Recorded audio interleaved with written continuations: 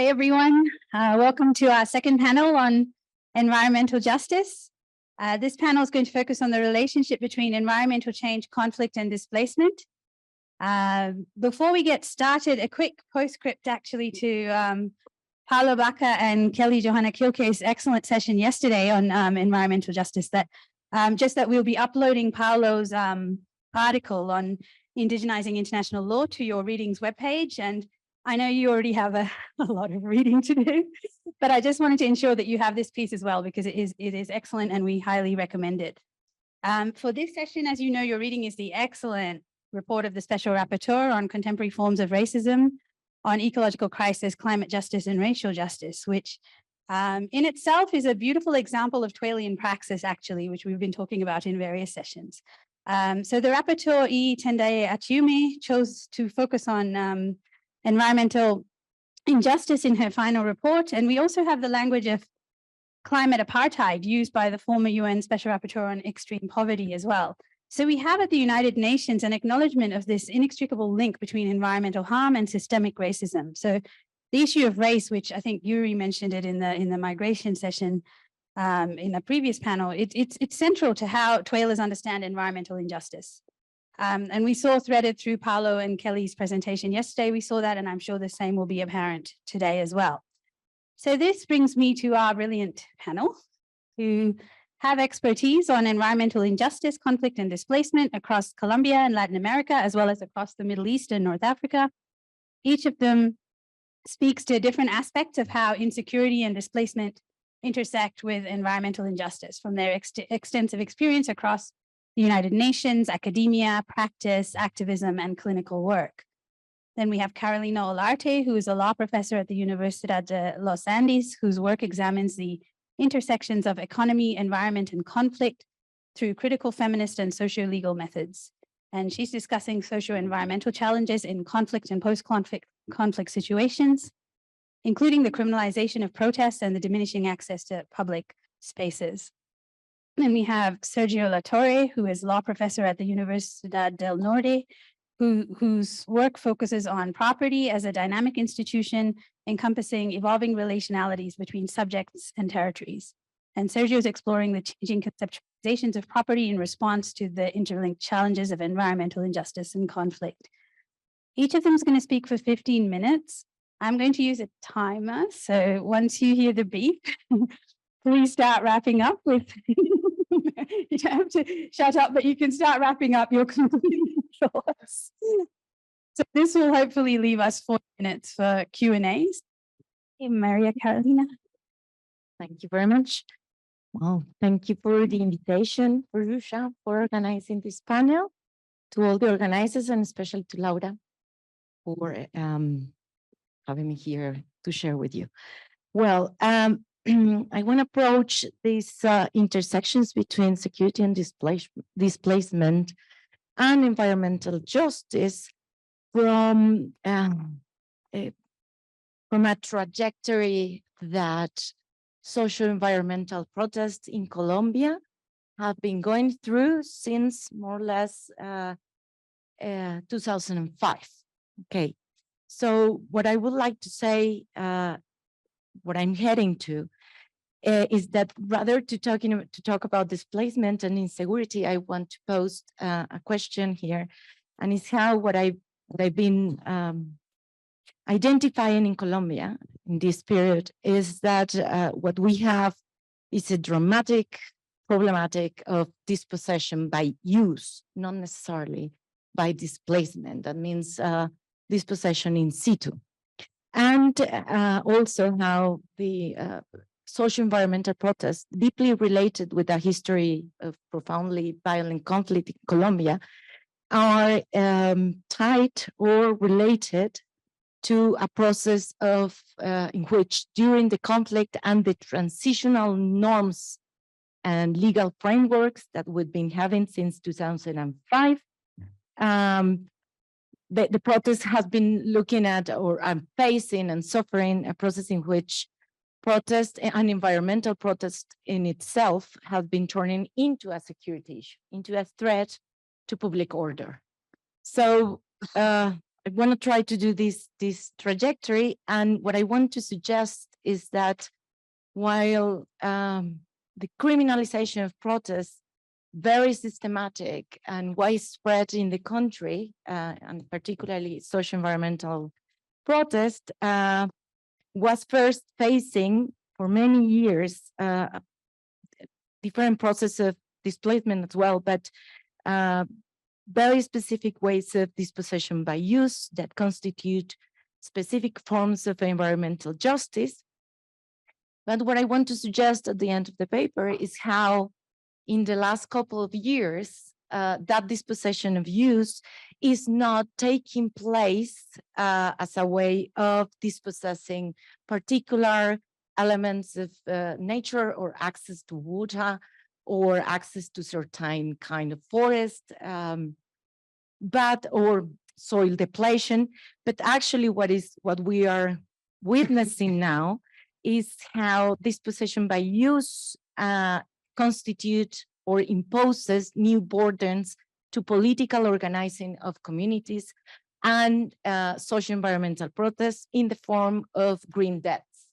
And how now through green instruments, bonds, among others, carbon bonds, green bonds, etc., what they are doing is imposing new burdens and new different distributive injustice environmental consequences for political organization for the defense of the environment. So I want to show that that shift. So where I'm coming from, and then I will end up trying to engage with the located nature and international law. I'm not an international lawyer. I'm all the time with my dear friends doing that, but I'm going to try to engage with the location of nature. I'm sorry, I wasn't there yesterday, and to propose some avenues of research against international law, but in order to use international law for social environmental protests. So where I'm coming from, I started doing this 10, 12 years research. So I started worried about trying to map how the criminalization of protests in Colombia influenced the way in which decision-making over natural resources take place in post-conflict and conflict scenarios. That's how I started looking at the criminalization of protest. And what I found, say it very quickly, is the manner in which transitional and peace processes in Colombia have a double-sided way of looking to environmental conflicts in the terms that while there is a commitment to the protection of victims to some extent, on the other hand, the different legal frameworks for dealing with conflict and a history of conflict are frameworks that somehow, some way or another, they rely upon a notion of productivity and development in which a very particular kind of extractive notion of productivity is posited as a precondition of peace. So there is a commitment with peace agreements, with the protection of victims, but the economic frameworks in which they are incorporated, paradoxically, reproduce, intensify different forms of economic violence that produce benefits for those obtaining any gain from the violent conflict, but also for people that continue to be beneficiaries, economic beneficiaries of post-conflict and peace peace agreements, reorganization of natural resources and the territory. So in this instance, when I was looking at that, and probably many of you know, there is a historical police violence and private security violence against social environmental leaders and protesters. So I was into that analysis, and I was looking at how rural protests were facing a lot of limitation because of extractive projects, how different extractive projects posited as a precondition of peace. In many cases, what they were doing were They were dispossessing the people from the very places in which they could encounter and organize as community. So they were putting a lot of burdens even to be together and organize for the protest. And this came along with a very extreme presence, increasing the presence of the anti-riot police who are urban. They started to appear in every river, in every rural land, in every rural area in which there was an opposition between social environmental protest and some kind of consequence coming from different kind of uncertain kind of development projects or infrastructural projects. So I was in there, and then what I realized is like many of these protests were concerned by forms of dispossession by use, rather than concerned with the formalization of land and property rights. I'm not saying that that's common to the whole country, but what we realize is like dispossession in situ related to soil degradation, the lack of access to certain resources was one of the main issues behind and motivating social environmental protests across the country in different moments since 2005. Then what I want to say here is how dissent was turned into a security issue. So during the transitional protest, deciding democratically through protest about the destinies, use, and management of natural resources became a security issue, very much policed. And in this sense, social protest turned into the target of different actions carried by the military and the police. And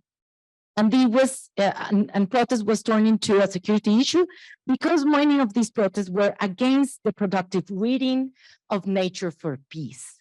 So the social movements and the protests were against an understanding of transitional justice, the moment in which they could not question this precondition of this particular productive reading of nature for peace. And then came the contemporary government, progressive, but I'm going to jump this part because I don't have still enough elements to evaluate what is happening with the current government.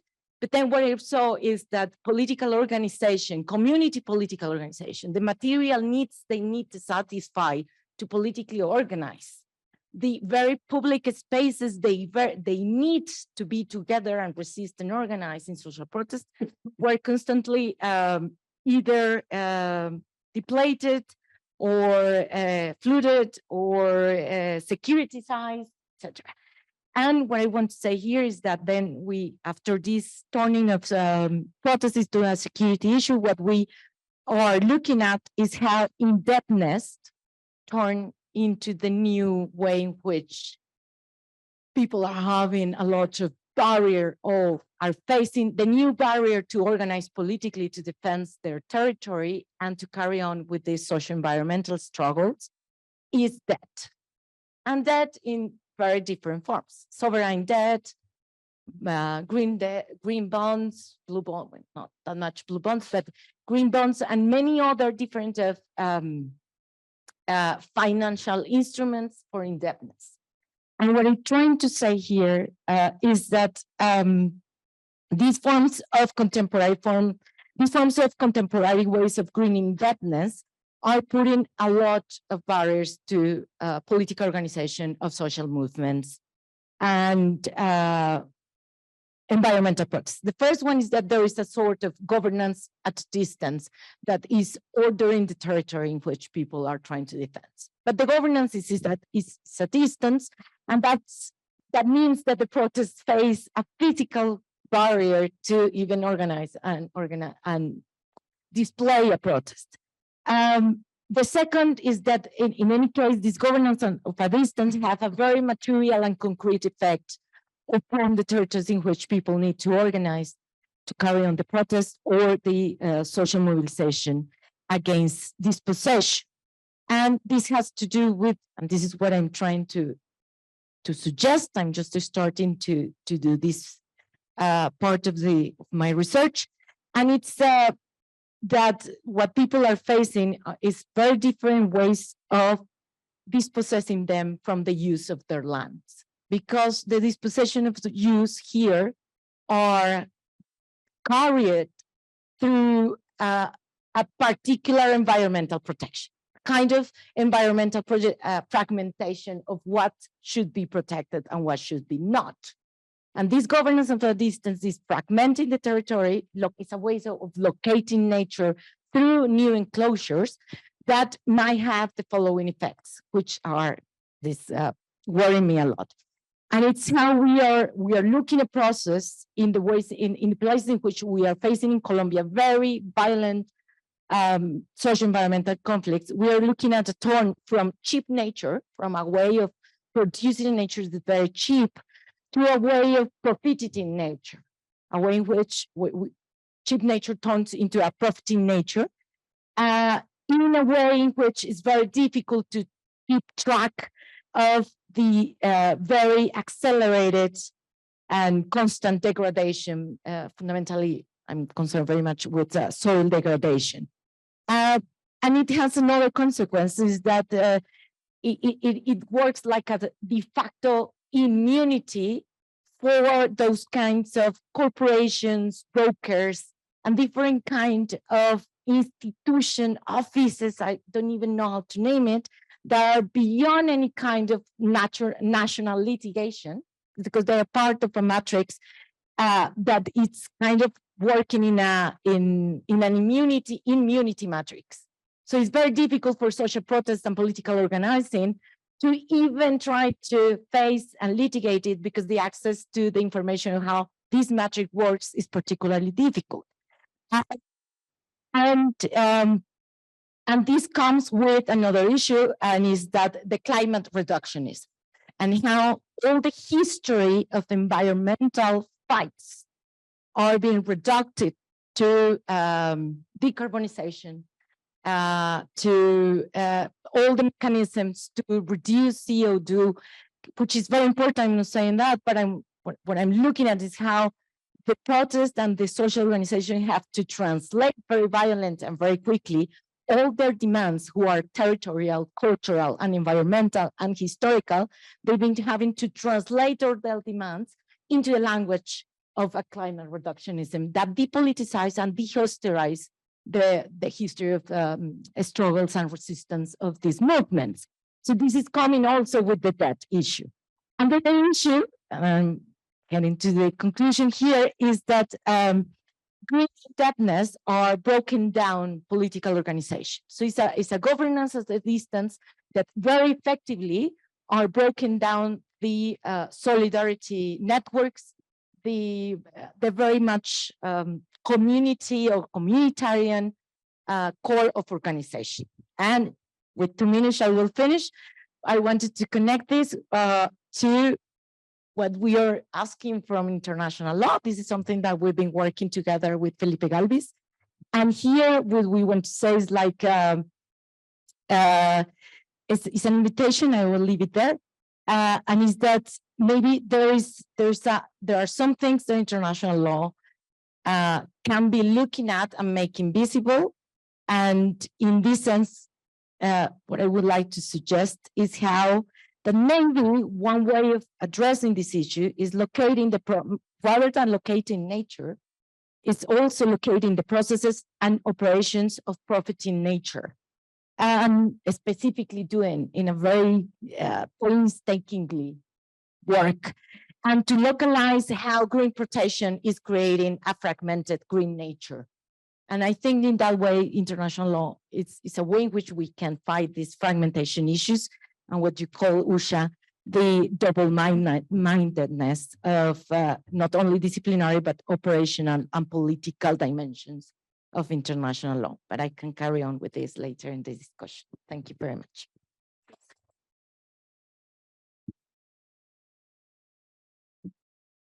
Thank you. So, well, I can already see several threads connecting your and Kishan's presentation. So The challenge to Sergio.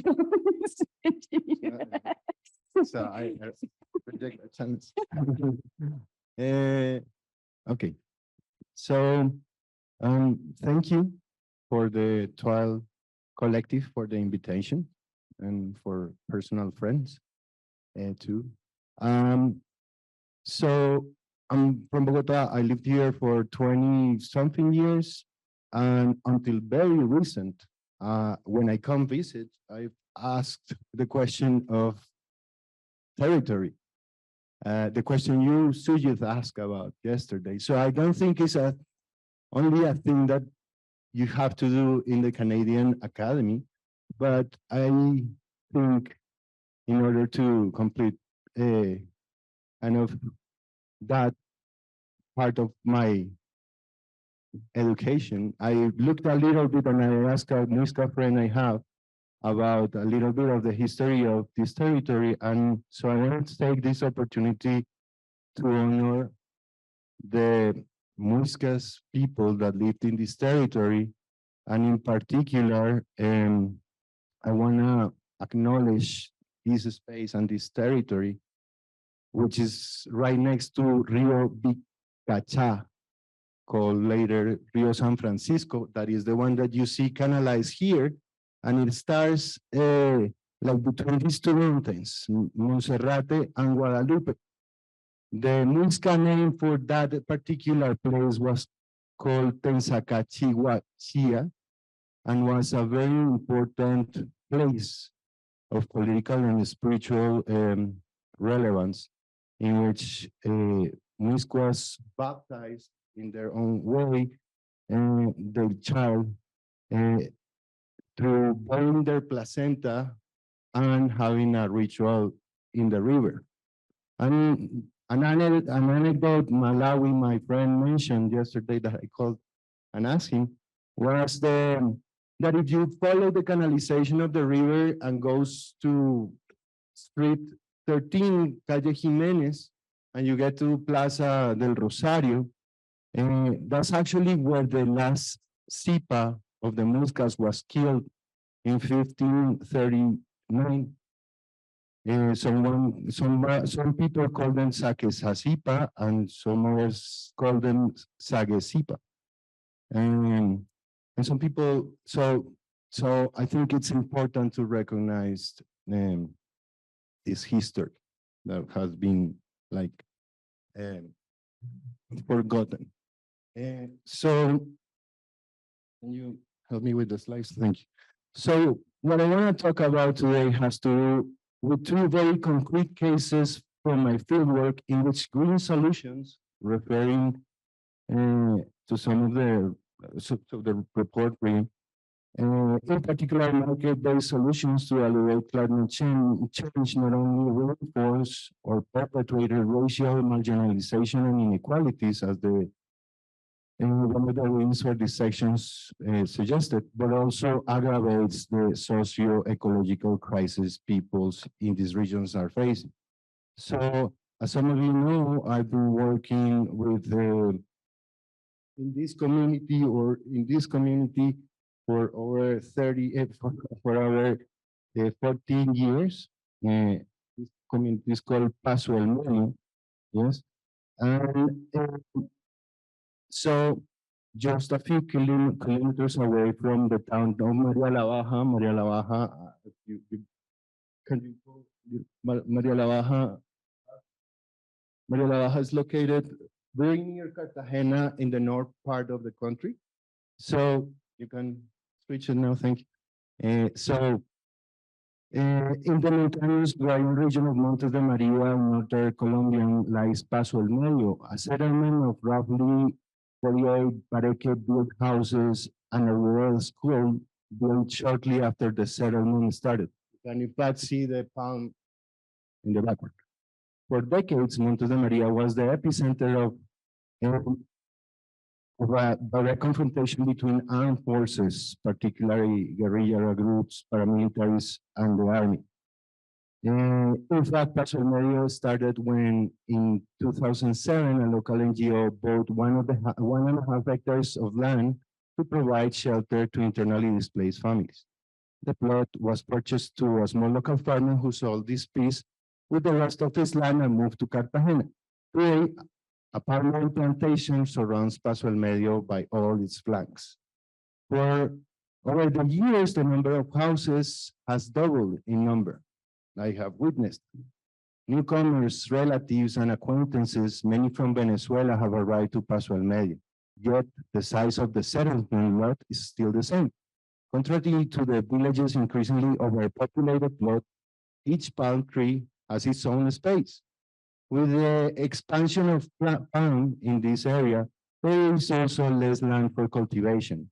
Economies are increasingly dependent on scarce and precarious wage labor, while the local price of basic foods such as jam, manure, corn has increased exponentially. Water streams and aquifers used for cooking and bathing have slowly died out due to overuse for palms irrigation, and contamination is widespread. Now human life and plant life must compete against each other for this territory, and it's clear who has the upper hand. Can you put the next slide, please? Next slide. So here is Milena Carrillo from Paso El Medio, describing, well, there was supposed to be a video, but I had a problem with the slide. So describing how in dry season, men especially are left without work because the plantations do not hire people, and it's difficult to have or find a plot to harvest their own crops. Although most people in Paso El Medio still find a way or another to still live from the land. So the two cases I'm presenting refer to in the international environmental framework, and I am talking about international environmental law, already kind of a product that essentializes and commodifies nature in its own way, relating to both your article, right? So, I'm talking about legal instruments such as 1997 Kyoto Protocol to the United Nations Framework Convention on Climate Change, on Clean Development Mechanisms, and the Paris Agreement, and Article 6 in particular, referring to internationally transferred mitigation outcomes. And in these particular two cases, you will see they refer to two particular problems under that infrastructure. One related to carbon markets and the other one on private initiatives on sustainability standards and green certifications. So, this next slide. So in 2009, Revista Dinero, a leading economic magazine in Colombia, published an article called Palm Oil Growers Take Advantage of Climate Change. Can you put the next one, please?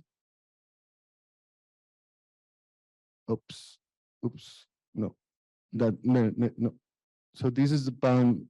We're supposed to be videos. Not well. Okay. Yeah. So the piece depicted the palm oil industry as an environmentally friendly enterprise. The article put forward the idea of a win-win scenario where palm oil growers in the region of Montes de Maria could not only increase revenues by participating in carbon markets, but also help protect the environment. The article explains how palm oil industry in the region of Montes de Maria and other areas in the country have recently developed a new umbrella CDM project on methane mitigation that would allow them to generate 757,000 certificate emission reductions in a 21-year span. According to the article's conservatives estimate, the project's sellable sales will represent $7.5 million year profit. The project was included 50 extraction plants in the country. Even one of them was María La Baja palm oil extraction plant. The magazine further described how such initiative was the most ambitious in the country out of the 15 projects approved by UNFCCC at the time. Today, there are more than 41 projects approved by UNFCCC in which Colombia appears as the host party. This project, the magazine accented, was soon to become a model project of methane mitigation alternative in Latin America and the rest of the world. So I don't need to add that since 2009, the palm oil industry in the region, if not expanded exponentially, that happened early with land dispossession due to armed conflict. And just to give you a date, between 2001 and 2005, 10,357 hectares of tropical dry forest were lost to deforestation for monocrops and agribusiness. But today, it is undoubtedly that palm oil industry has consolidated its power and dominance in the region. Next slide. The second case I want quickly refer to refers to on how international environmental law arrived to the shores of Paso El Medio is through a private initiative of sustainability standards and green certification for palm oil before the Roundtable for Sustainable Palm Oil RSPO. As most of you know, sustainable standards are voluntarily guidelines used by producers, traders, retailers to demonstrate their commitment to good environmental, social, ethical practices. In 2021, a number of local leaders from communities in the region, including Paso Medio, were urgently called to review and comment on a draft report on a high conservation value area. Can you next slide? On high conservation value area HCV in the region of Montes de Maria produced by, oops, there's supposed to be, I saw it at some point. Yeah, sorry about that. Okay, there was an image of the report there. So this report produced by an organization called BioArab, a certified private consultant that, with the support of USAID sponsored program Riqueza Natural, had carried out the study. Basically mapped the whole area and started to map different areas in the country. But was most striking of this report of the high conservation value assessment in the region of Montes de Maria was that this report was primarily based on official records and secondary source materials through a technical screening, and had a peer socialization with communities in the region. Behind the paper fieldwork done for the report was Funde Maria, a member of the group Olarte Flores, one of the leading palm oil companies in Montes de Maria and in the country, that provided with the location and had gathered different members of the community friendly to Olarte Flores to conduct the fieldwork. So Olarte Flores, as a member of the RSPO, is a member since 2014 and was trying very hard to obtain the certification for all its locations, including Montes de Maria. In order to comply with the RSPO standards for certification, needed to provide evidence of social and environmental impact studies. Having the report on high conservation value areas validated by other private international entities such as the HCV network that produced the guidelines of the report became a requirement for Olarte Flores to receive the certification. Now, as the community pointed out in their complaint letter addressed to the HCV network, the report had several issues, and I don't have time to explain, but I'll give you one example. Hopefully the next slide is working. Oh, okay. So that was the most important. So, sorry.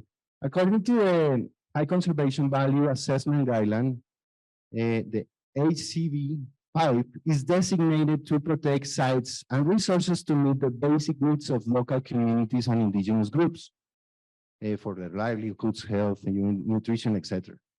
That should be protected. However, in BioApp's report, important bodies of water, in particular two water reservoirs and a water channel that communicated the two reservoirs, for communities like Paso El Medio are vital for the livelihood were purposely left out as protected areas in the report, arguing that they could not be considered ACV for its anthropogenic origins. So the map that you can't see showed like this absolutely insane map in which most of the area was absolutely clean for developing monocrops and agrobusinesses, and there was a tiny little bit that was considered an area to be protected. So just to conclude, because I'm running out of time, right? I have to try in this somehow accidental presentation to provide you with a thick account from the very local perspective on how communities such as Paso El Medio have encountered international environmental law. I have done it purposely, and perhaps that's the only remark I want to leave you with.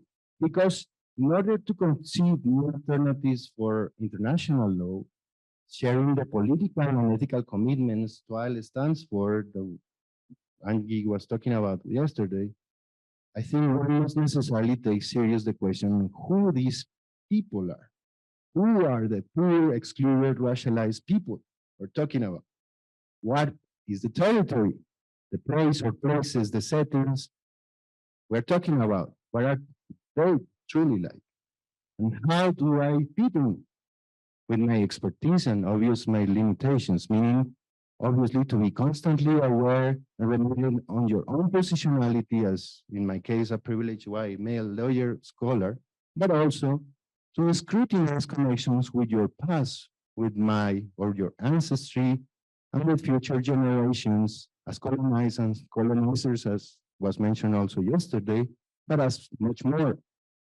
I intuitively think this might resemble something with the idea of law origins that was mentioned yesterday.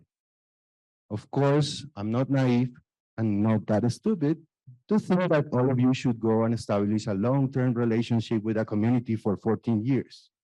But if international law is about people, I compel you to think harder about these questions in your own work. I think they are relevant for the kind of work we do as a TWAILR community. Thank you. Like what you described, Carolina, because states are violent and they are states because they control the natural resources. That's how all states were formed. And when these opportunities for transition or peace or post-conflict, whatever that means in a place like Palestine or Yemen, present themselves, the state will use that as an opportunity to create these new types of what Julia and I often call environmentality. And you would love her work, by the way, Carolina, Julia Dem, because she traces all these new forms of debt and financing and what's coming about because of them. Similar to what Sergio did, but in terms of the global architecture of that, rather than the local. You, of course, know Julia quite well. So thank you. I found a lot of thematic resonances across these presentations. I don't know how you guys felt about that, given that not all of you focus on environment. So I'd be really interested to get your reactions. Feel free to hand raise and maybe I'll do it